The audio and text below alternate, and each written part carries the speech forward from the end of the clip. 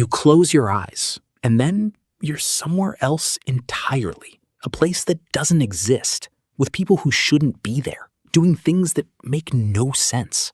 And for the entire duration, some part of your brain is completely convinced it's real. Then you wake up, and for a few seconds, you're not sure which one was the dream.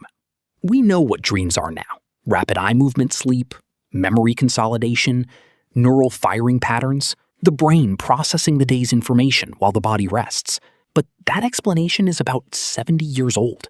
For the 300,000 years before that, humans had no idea what was happening to them every single night. And the explanations they came up with tell you everything about how the ancient mind worked. So what did ancient humans actually think dreams were? The short answer is a door. The long answer changes how you think about every civilization that ever existed. Let's start with the most consistent belief across ancient cultures. Not the most obvious one, the most consistent one. Dreams were real. Not symbolic, not psychological, not metaphorical. Literally, physically real. A place you actually went while your body stayed behind. Ancient Egyptians called it the land of the dead. Mesopotamians believed the soul left the body during sleep and wandered into a parallel world that existed alongside the waking one.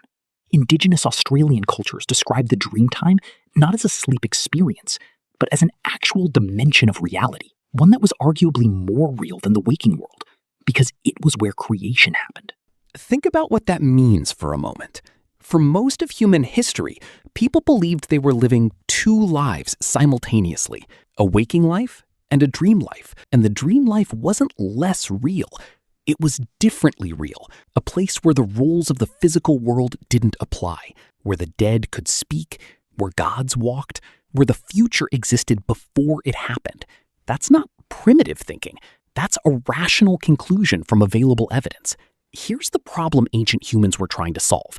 Every night, without choosing to, you leave your body. You meet people who have died. You visit places you've never been. You experience things with complete sensory vividness, color, sound, emotion, pain, and then you return with memories of somewhere you never physically went. If you don't know about neuroscience, what is the most logical explanation for that? Something left and came back. The Mesopotamians had a specific word for it, the zagiku, a ghost-like essence that separated from the body during sleep. The ancient Greeks had almost the identical concept.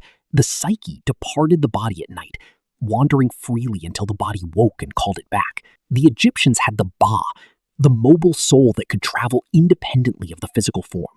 Three completely separate civilizations, three completely separate words, one identical idea.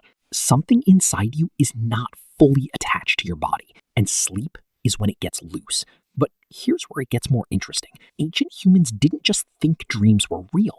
They thought dreams were the most important information available to them, more reliable than waking observation, more truthful than conscious thought. Because in the waking world, humans lie, they manipulate, they conceal. But in the dream world, whatever you encountered was unfiltered, direct, true. This is why dream interpretation became one of the most serious professions in the ancient world. The Mesopotamians had professional dream priests. The Egyptians had dedicated dream temples, the serapeums, where sick people would sleep for days waiting for a healing dream from the gods. The ancient Greeks practiced incubation sleep, traveling to sacred sites, performing rituals, and sleeping there specifically to receive divine messages through dreams. These weren't fringe practices.